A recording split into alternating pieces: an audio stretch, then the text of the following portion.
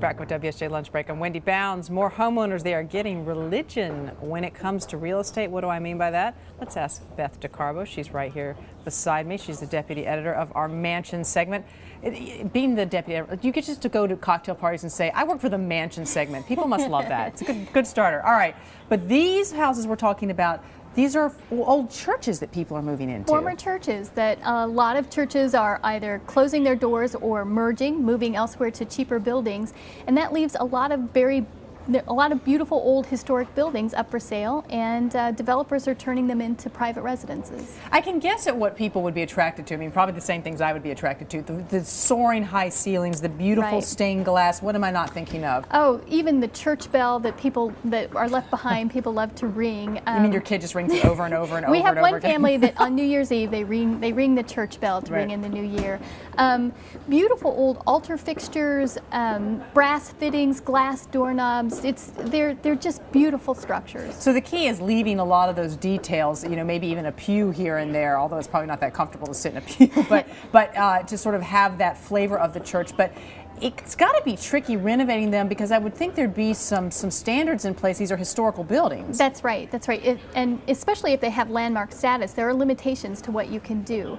Typically, the developers come in and they reframe the interior walls and they build on top of that, adding levels. And doing so, they have to bring everything up to code. It's a lot of work. Yeah, it's a lot of work and a lot more expense for somebody to do. That's right. The other thing I think about is often when I go to church, I'm cold. I mean, the heating in churches, particularly in the winter here in the Northeast, is not always great, particularly with old churches. So how does that work for folks? Well, in dividing it into levels, that does make the space a little bit more manageable. But some of these units are 3,000 square feet with 35-foot tall windows.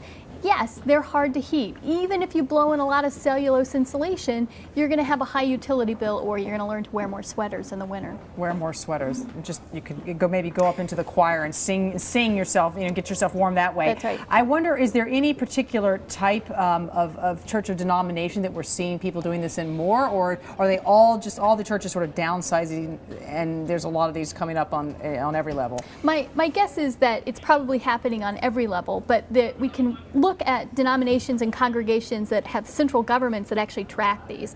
So, for example, the Roman Catholics in the past, or since 2000, they've closed or consolidated more than 2,000 churches. The same with the United Methodists, and a very large Protestant group. They've also closed about 2,000 churches since 2000. So this is a lot of real estate coming on the market. Yeah, absolutely. All right, and cost of these things can just range from, what, a couple $100,000 to the millions, I would assume? That's right.